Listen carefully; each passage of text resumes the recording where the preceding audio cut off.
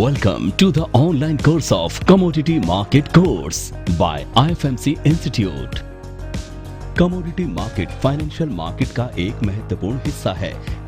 Commodity market different है capital market और derivative market से, और इसका अलग से एक्सचेंज भी है। इस मार्केट में प्राइमरी इकोनॉमी सेक्टर में ट्रेड किया जाता है।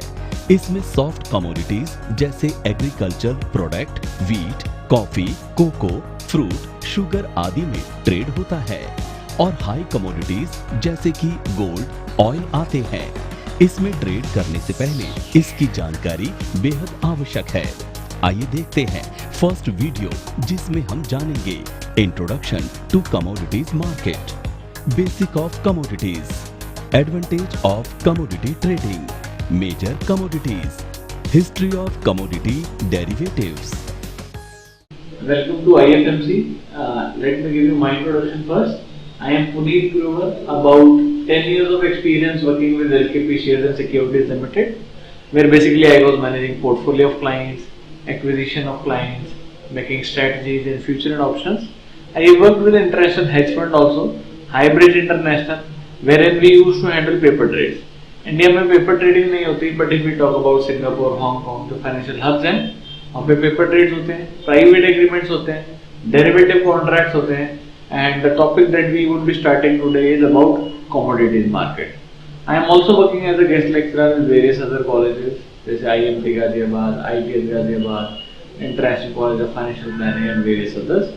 सो the topic that we would be starting today is about commodity market. आज हम देखेंगे कि कमोडिटी में कैसे ट्रेड करना है, कैसे हम कमोडिटी के अंदर एनालाइज कर सकते हैं।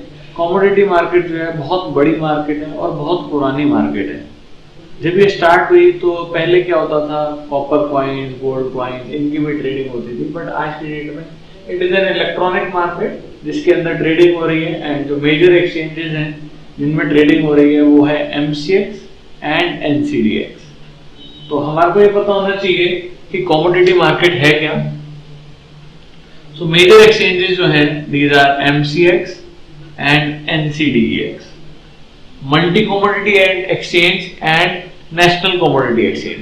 वैसे ऐसा नहीं है कि सिर्फ दो ही एक्सचेंज हैं, there are various other national level as well as regional exchanges, जिनको हम लेटर ऑन स्टडी करेंगे इन डिटेल। तो जो हम topics that we would be covering is, जो हमारा मेन फोकस रहेगा वो रहेगा MCX एंड NCDEX में।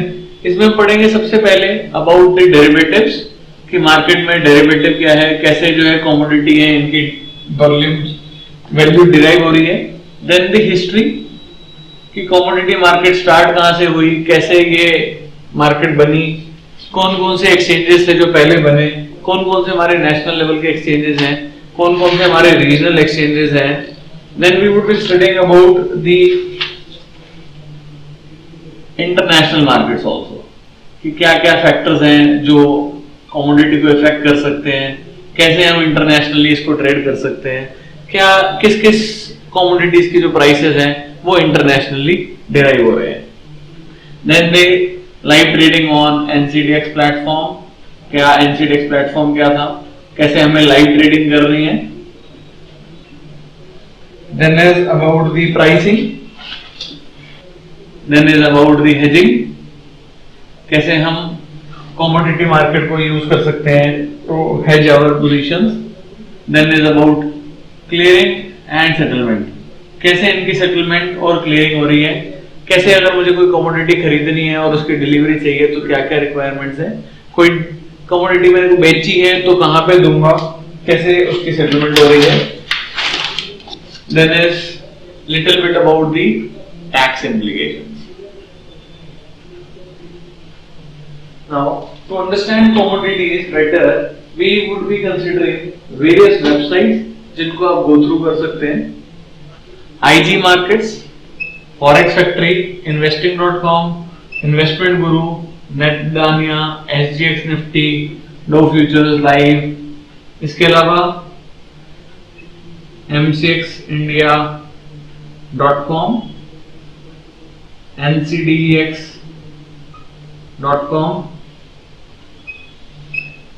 एंड वेरियस अदर्स जैसे कि मनी कंट्रोल अगर आप यूज कर रहे हैं तो। एंड इन कुछ वेबसाइट्स का हम स्टडी भी करेंगे। नाउ कमोडिटी होती क्या है? कमोडिटी क्या है? कमोडिटी आर गुड्स एंड जो यूनिफॉर्म इन क्वालिटी है, where each portion is same as that of other. Example oil क्या है? हमारी कमोडिटी है।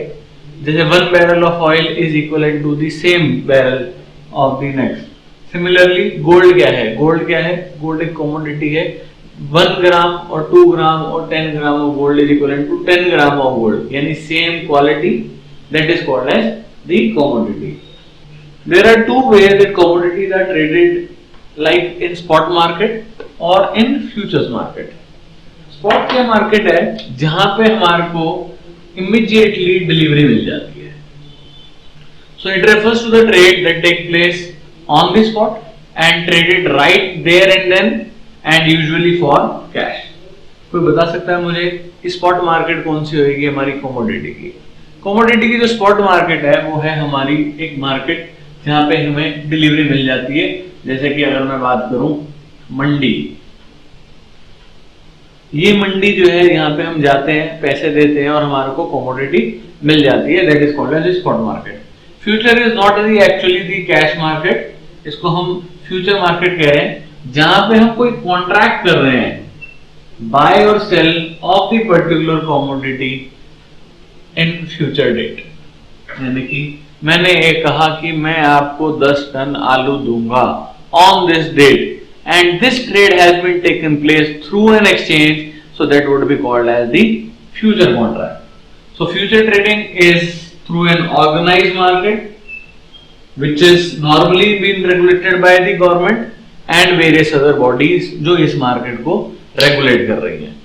Now अब एक क्वेश्चन मेरे दिमाग में आता है, बहुत सारे लोग कहते हैं कि हमारे को तो हम तो शेयर ट्रेड करते हैं, हमें इक्विटी नहीं ट्रेड कर, कमोडिटी नहीं ट्रेड करनी चाहिए। Now commodity क्यों ट्रेड करनी चाहिए? There are certain advantages of commodities.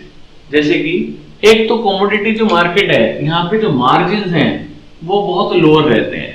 ऐसा नहीं होता कि commodity शेयर्स की तरह कितनी परसेंट बढ़ गई और कितनी परसेंट गिर गई। Normally they are lower volatility as compared to the shares. So जो मार्जिन रहते हैं नॉर्मली 5% के रहते हैं। एक एक्सटेंडेड ट्रेडिंग आवर्स है। एक्सटेंडेड ट्रेडिंग आवर्स मतलब कमोडिटी मार्केट के अंदर जो ट्रेडिंग है वो 10 से रात के 11:30 बजे तक होती है। So you can trade even after your office hours. यानी कि बहुत सारे लोग कहते हैं कि भैया हम जॉब करते हैं, हमारे पास टाइम नहीं होता ट्रेड करने के लिए, तो वो after their job after office normally trade कर सकते हैं, क्योंकि these all markets are interrelated. तो इसीलिए क्या है, जो इंटरनेशनल मार्केट्स हैं उसके अकॉर्डिंग इसके टाइमिंग्स चलते हैं। एंड नॉर्मली जो है ये 11:30 तक रहता है, बट सर्दियों में जो टाइमिंग्स हैं वो बढ़ जाते हैं, नॉर्मली 1 घंटा 1 आवर एक्सटेंड हो जाते हैं। And this concept is called as day light saving, जिसके अंदर पूरा यूएस एंड यूके में भी कुछ पार्ट्स ऑफ द कंट्री जो है अपने टाइमिंग को चेंज कर लेते हैं in winters, because of that concept is called as day light saving. तो जो यूएस की मार्केट वहां पे रात को 11:30-12 बजे बंद होती है, वो 1:30 बजे के आसपास बंद होती है।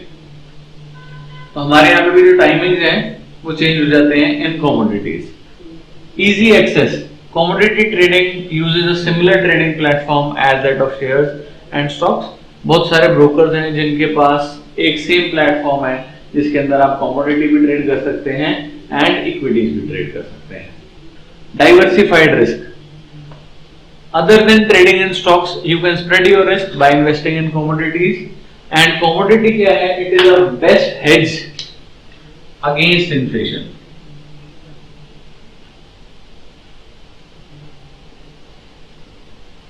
इन्फ्लेशन के अगेंस्ट बहुत अच्छा हेज है, यानी कि जब महंगाई बढ़ती है तो नॉर्मली कमोडिटीज के प्राइसेस जो हैं वो बढ़ जाते हैं। एंड क्योंकि नॉर्मली लोग जो हैं इक्विटीज में पैसा लगाते हैं, अगर वो चाहें तो they can invest in commodities as well. यानी कि जब इक्विटी मार्केट ऊपर जाती है तो नॉर्मली कमोडिटी मार्केट नीचे जाती है, और जब हमारी कमोडिटी ऊपर जाती है, इक्विटी नीचे जाती है, तो कमोडिटी हमारी ऊपर जाती है। तो अगर हमने दोनों जगह पैसे लगा रखे हैं तो हमारा जो रिस्क है वो नॉर्मली हेज भी रहेगा। ग्लोबल अपॉर्चुनिटीज है, gold when traded on commodity has an international price, benchmarking does not allow anyone to manipulate the price. यानी कि कमोडिटी के अंदर क्या है, इजी मैनिपुलेशन नहीं है, कोई एक जना प्राइस को मैनिपुलेट बढ़ा सकता है या गिरा सकता है, ऐसा नहीं हो सकता। Physical delivery not a compulsion, ऐसा जरूरी नहीं है कि आप फिजिकली गुड्स को डिलीवर करें। Apart from this I can also add few other points, जैसे कि कमोडिटी में क्यों ट्रेड करा जाए। Prices can never be zero. Equity में शेयर के प्राइस जीरो हो सकते हैं, बट कोई भी कमोडिटी के प्राइस जीरो नहीं हो सकते। चाहे क्रूड ऑयल कितना भी गिर जाए, बट उसके प्राइस कभी भी जीरो नहीं होंगे। गोल्ड चाहे कितना भी गिर जाए, उसके प्राइसेस कभी भी जीरो नहीं होंगे। क्या दुनिया बिना कमोडिटी के चल सकती है? No, world can not live without equity, without commodity. यानी शेयर्स के बिना दुनिया चल सकती है, बट कमोडिटी के बिना दुनिया नहीं चल सकती। सो प्राइसेस कभी जीरो नहीं होने, दुनिया कभी भी कमोडिटी के बिना नहीं चल सकती, तो ये रहनी ही रहनी है। Prices can not be manipulated, यानी कि मैनिपुलेट नहीं हो सकते। So these are some of the advantages जिसकी वजह से हमारे को कमोडिटी ट्रेड करनी चाहिए। Major commodities traded today, bullions. आज की डेट में इंडियन मार्केट में बुलियन ट्रेड हो रही हैं, गोल्ड, सिल्वर, प्लेटिनम। प्लेटिनम अभी जो है सिर्फ एक एक्सचेंज में ट्रेड हो रहा है, अभी हम आगे देखेंगे किस एक्सचेंज में ट्रेड हो रहा है। कुछ कमोडिटीज बंद भी हो गई हैं इसमें से। Base metals, nickel, tin, copper, zinc, aluminium, lead, normally called as base metals. Ferrous metals, steel. Then we have cereals like wheat, maize, barley. इसके अलावा spices like pepper, chili, जीरा, turmeric, cardamom. Cardamom आप सबको पता होगा क्या होता है? Cardamom, इलायची को हम cardamom कहते हैं। Energy, crude oil, natural gas, gasoline, heating oil, ATFs. ATF is air turbine fuel. इसके अलावा electricity futures, oil and oil seed में castor seed, soybean, refined soya oil, fibre में cotton, then is pulses we have chana, plantations, rubber, coffee and others like guar seed, gur, sugar, guar gum, mentha oil and potato. So these, इसमें से कुछ commodities trading हो रही है, कुछ की ट्रेडिंग बंद भी हो गई है, तो हम इनको चेक कर सकते हैं on various websites like MCX and NCDX।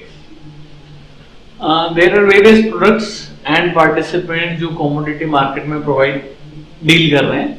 तो सबसे पहले समझते हैं forward and futures. Let us understand what is the difference between forward and futures. फॉरवर्ड क्या है?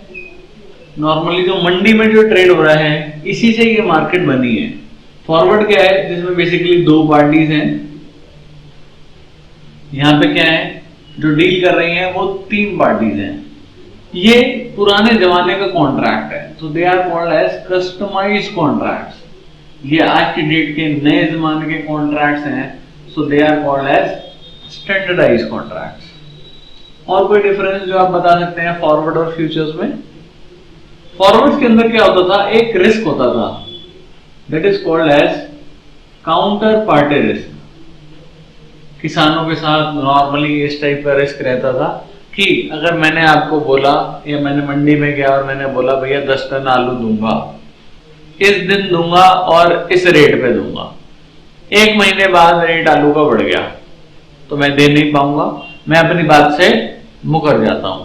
तो दैट रिस्क इज, कई बार किसानों को भी जो रेट मिलना चाहिए था वो नहीं मिलता, तो that risk is called as counter party risk, जो एक्सचेंज के आने से खत्म हो गया। So there is no counter party risk, यानी एक्सचेंज गारंटी करता है कि मैं सेटलमेंट कराऊंगा चाहे मार्केट में कोई भी रेट होए। और कोई डिफरेंस यहां पे दिल्ली का अगर मैं बात करूं, दिल्ली, तो एक मंडी में कितने लोग आ जाते थे नियर बाय, या मैं कहूं अगर दिल्ली की तो दिल्ली और एनसीआर, बट यहां पे all over India.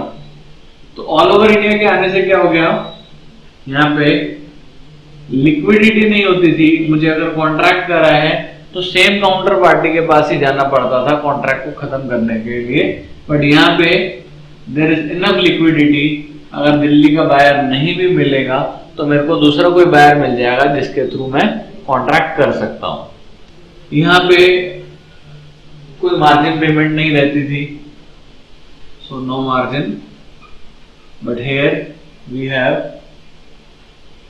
Margin normally and it is 5%। Normally यहाँ पे जो बॉडी जो इसको रेगुलेट कर रही है, पहले एक बॉडी थी जिसका नाम है एफएमसी, फॉरवर्ड मार्केट कमीशन, जो इसको रेगुलेट करती थी, but now FMC has been merged with SEBI and now SEBI is over dealing with the future contracts of MCX and NCDEX.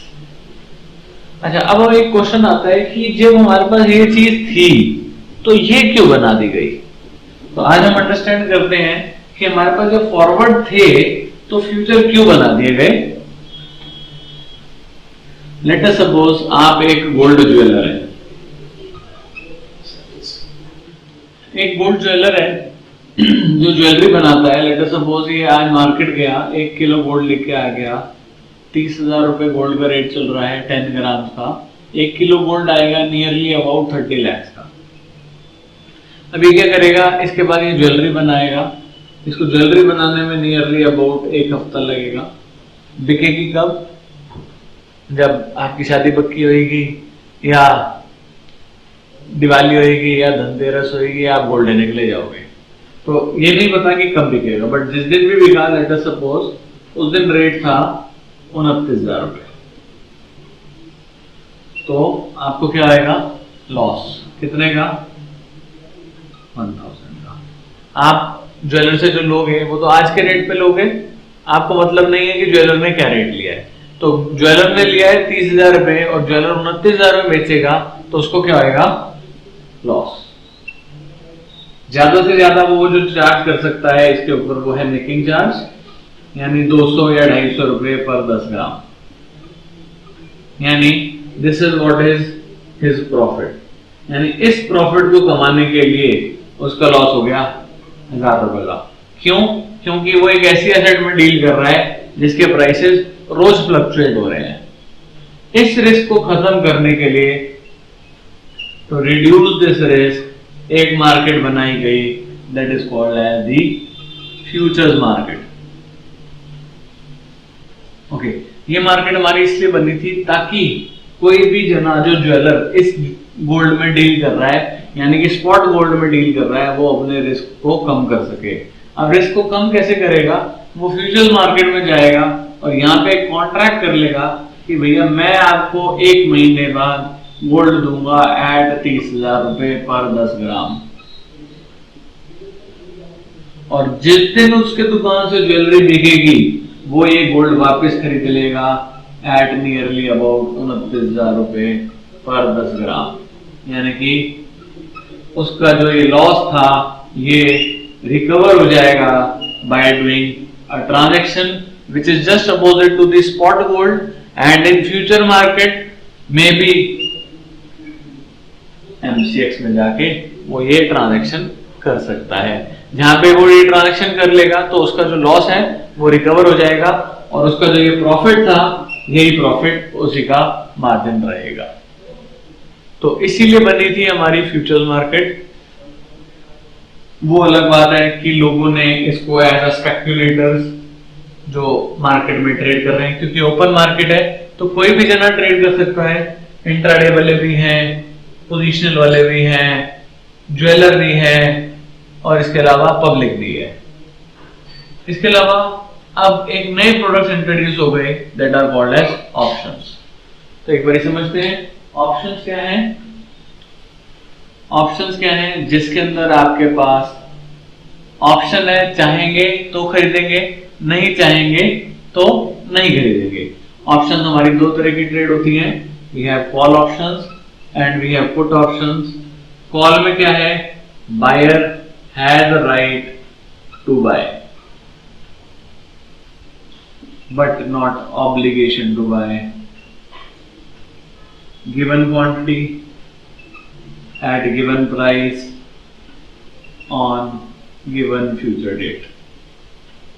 जिसके अंदर नॉर्मली जो जना कॉल खरीद रहा है उसको मार्केट के ऊपर जाने पे फायदा है और नीचे गई तो इसका लॉस जो है वो लिमिटेड है। तो लॉस इज लिमिटेड क्योंकि वो अपना राइट यूज नहीं करेगा, और profit is unlimited। and put के अंदर another product, put means buyer has a right to sell but not obligation to sell given quantity at a given price on a given future date। यानी buyer के पास right है चीज बेचने का। Again loss जो है बायर का हमेशा रहेगा limited and profit is unlimited. Another is called as swaps. Swaps India में नहीं ट्रेड होते बट इंटरनेशनली अगर हम बात करें तो दो चीजों के स्वैप ट्रेड होते हैं, एक इंटरेस्ट रेट के और दूसरा करेंसी के। इंटरेस्ट रेट स्वैप होता है जिसके अंदर एक जना है जिसने फिक्स रेट ऑफ इंटरेस्ट पे बैंक से लोन ले रखा है बट उसको लगता है कि मार्केट में रेट बढ़ जाएगा तो वो क्या करता है, अपना फिक्स पे ही रखेगा, और बी जिसको लग रहा है रेट ऑफ इंटरेस्ट में चेंज हो सकता है तो ये दोनों क्या कर सकते हैं, आपस में इंटरेस्ट रेट को चेंज कर सकते हैं। फिक्स वाला फ्लोटिंग ले लेगा और फ्लोटिंग वाला फिक्स ले लेगा, that is called as the interest rate swap. इसके अलावा करेंसी स्वैप, अगर एक बंदा यूएस का है, इसके पास डॉलर है, ये इंडिया का है, इसके पास रुपीज है, इसको रुपीज की रिक्वायरमेंट है, इसको डॉलर की रिक्वायरमेंट है, तो ये इसको रुपीज दे देता है और ये इसको डॉलर दे देता है। यानी कि दोनों at a pre agreed formula दोनों अपने जो करेंसी है उसको स्वैप कर लेते हैं without the exchange and that is called as the swaps. इसके अलावा वी हैव डिफरेंट पार्टीज जो इन्वॉल्व है कमोडिटी मार्केट में, लाइक हेजर्स। हेजर्स कौन? जैसे कि जो ज्वेलर है वो मार्केट में रिस्क कम करने के लिए पार्टिसिपेट कर रहा है। दूसरे हैं स्पेक्यूलेटर्स एंड तीसरे हैं आर्बिट्राजर्स। आर्बिट्राजर्स कौन है? जो बेसिकली मिस प्राइसिंग का बेनिफिट उठाते हैं, यानी दो अलग अलग एक्सचेंजेस में अलग अलग प्राइसेस हैं उसका बेनिफिट जो है लेते हैं, एंड नॉर्मली इनके जो प्रॉफिट्स हैं बहुत छोटे होते हैं, एंड यही लोग हैं जो मार्केट में लिक्विडिटी को पैदा कर रहे हैं। हर रेट पे बायर और हर रेट पे सेलर हमारे को जो मिल रहा है it is because of arbitrageurs. Arbitrage अलग अलग एक्सचेंजेस में हो सकती है, जैसे कि एनएससी, बीएससी। अगर मैं कमोडिटीज की बात कर रहा हूं तो कोई भी कमोडिटी जो दो एक्सचेंजेस में ट्रेड होती है उसके अंदर आर्बिट्राज हो सकता है। इंडिया एंड इंटरनेशनल में भी आर्बिट्राज हो सकता है। तो ऐसे भी लोग हैं जो इंडिया और इंटरनेशनल में ट्रेड करके आर्बिट्राज कर रहे हैं।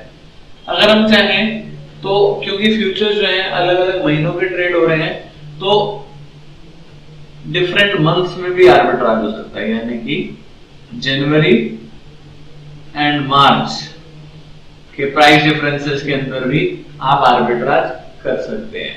बहुत सारे लोग डिलीवरी के थ्रू आर्बिट्राज भी कर सकते हैं। अभी लेटर ऑन हम स्टडी करेंगे कि कैसे हम आर्बिट्राज कर सकते हैं और कैसे हम इसका बेनिफिट उठा सकते हैं। नाउ हिस्ट्री, सबसे पहले जो हिस्ट्री स्टार्ट हुई it has been commodity trading जो स्टार्ट हुई थी। The oldest exchange is Chicago के अंदर स्टार्ट हुई थी which is in 1848. The primary intention of CBOT was to provide a centralized location known in advance to buyers and sellers to negotiate the forward contracts. यानी सबसे पहले oldest जो हमारी commodity trading start हुई या कहां से हमारे फॉरवर्ड कॉन्ट्रैक्ट या फ्यूचर कॉन्ट्रैक्ट बने, it has been started in Chicago and 1919 के अंदर वहां पे बटर एंड एग्स की ट्रेडिंग स्टार्ट हुई and recognised as the futures trading in 1990. India में तो बहुत लेट स्टार्ट हुआ एंड यूएस के अंदर ये बहुत जल्दी स्टार्ट हो गया था. यूएस मार्केट बहुत आगे है as compare to India. And first index futures जो यूएस में स्टार्ट हुआ, it started in Kansas City Board of Trade. And इसके बाद और डेवलपमेंट्स हुई, जैसे कि इंडिया के अंदर मंडीज आई एंड धीरे धीरे एक्सचेंज बने, एमसीएक्स, एनसीडीएक्स, कुछ और रीजनल एक्सचेंजेस बने एंड उनके बाद हमारे यहाँ पे ट्रेडिंग हुई स्टार्ट. नाउ जब कमोडिटी ट्रेडिंग होती है तो कुछ टर्म्स हमारे को जरूर पता होनी चाहिए, जैसे कि एक है फिजिकल सेटलमेंट. कुछ कमोडिटीज जो ऐसी हैं जिनकी फिजिकल सेटलमेंट हो सकती है, बट हर कमोडिटी जो है वो फिजिकली सेटल नहीं होती. मोस्टली लोग जो है फिजिकल सेटलमेंट करते भी नहीं है. दे नॉर्मली क्या करते हैं, दे डू कैश सेटलमेंट, यानी कि सिर्फ प्रॉफिट या लॉस. यानी कि अगर मैं कहूं आलू का जो कॉन्ट्रैक्ट है वो 10 टन का है, तो मैं 10 टन आलू कंज्यूम नहीं कर सकता. यानी उसकी जो डिलीवरी करेगा वो नॉर्मली क्या होएगा, द ट्रेडर ऑफ आलू, यानी जिसके पास उतनी जगह होगी ताकि वो स्टोर करके रख सके. So normally it is cash settlement और इट कैन बी कुछ कमोडिटीज में फिजिकल सेटलमेंट.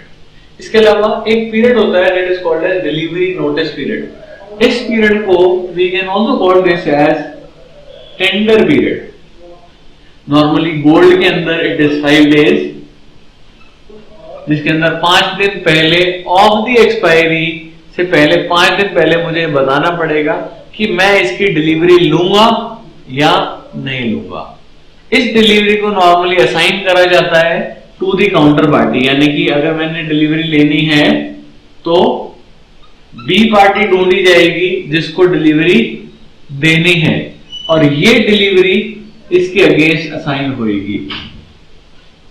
यानी कि सामने वाली पार्टी अवेलेबल होगी तो ही डिलीवरी मिलेगी and that is called as the assignment.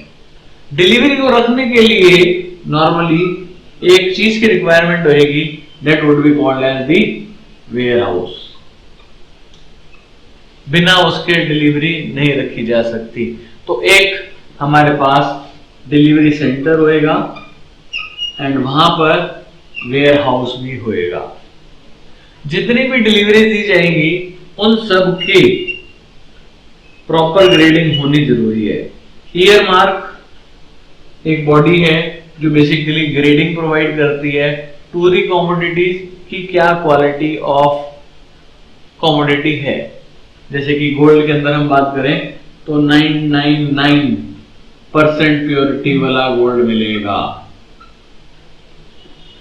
अभी हम और डिटेल में देखेंगे कि हमें कैसे, कहां से चेक करना है कि क्या क्वालिटी है, कौन सी बॉडी है. जैसे कि ईयर मार्क है एक बॉडी जिसका आपने नाम सुना होगा, एग मार्क. ये भी एक बॉडी है जो ग्रेडिंग प्रोवाइड करती है कि क्या क्वालिटी है. सो ग्रेड स्पेसिफिकेशन डिफाइंड रहेगा, क्वालिटी डिफाइंड रहेगी एंड उन सबको हम जो भी एक्सचेंज पे ट्रेड हो रहे हैं उन सब की ये सारी चीजें डिफाइंड रहेंगी. कैश सेटल होएगी या फिजिकली सेटल होएगी, असाइनमेंट होएगी या नहीं होएगी, डिलीवरी कहां पर होएगी, किस डेट को नॉर्मली एक्सपायरी होएगी, वेयर हाउस कहां होएगा, ग्रेडिंग कौन करेगा, क्या क्वालिटी होएगी और कितनी क्वांटिटी में ट्रेड होएगा. क्वांटिटी मींस क्योंकि थोक की मंडी से आए तो there has to be a lot size. NCDEX has aggregated over 775 delivery centers which meet the requirements of physical holding of goods that are to be delivered on the platform. So आज की date में there are nearly about 775 delivery centers जहां पे commodities की delivery हो रही है. ऐसा नहीं है कि 775 commodities ट्रेड हो रही हैं, बट अगर मैं गोल्ड की बात करूं तो गोल्ड के अलग अलग जगह पे डिलीवरी सेंटर्स हैं. जैसे कि मुंबई में है, अहमदाबाद में है, दिल्ली में है और बहुत सारी जगह पे है। तो which accounted for 775 delivery centers. Now, so the quality specification, एक body है Bureau of Indian Standards BIS, which is under the Department of Consumer Affairs, specify the standard for the proceeds of agricultural commodities. AgMark, another certified body under the Department of Agriculture and Cooperation, specify the standard for basic agricultural commodities. So दो bodies, एक Bureau of Indian Standards and second is the AgMark. ये दोनों bodies हैं जो basically grading provide कर रही हैं, जो various delivery centers पे commodities को deliver करा जा रहा है। इवन जो लोग commodity deliver करेंगे उनकी भी quality defined है कि इस quality से नीचे का चीज हुई तो वो एक्सेप्ट नहीं करी जाएगी। एंड आज के डेट में बहुत सारी चीजें हैं, हम यहाँ से इवन ऑनलाइन चेक कर सकते हैं कौन सी कमोडिटीज यूएस में डिलीवर करी जा रही हैं।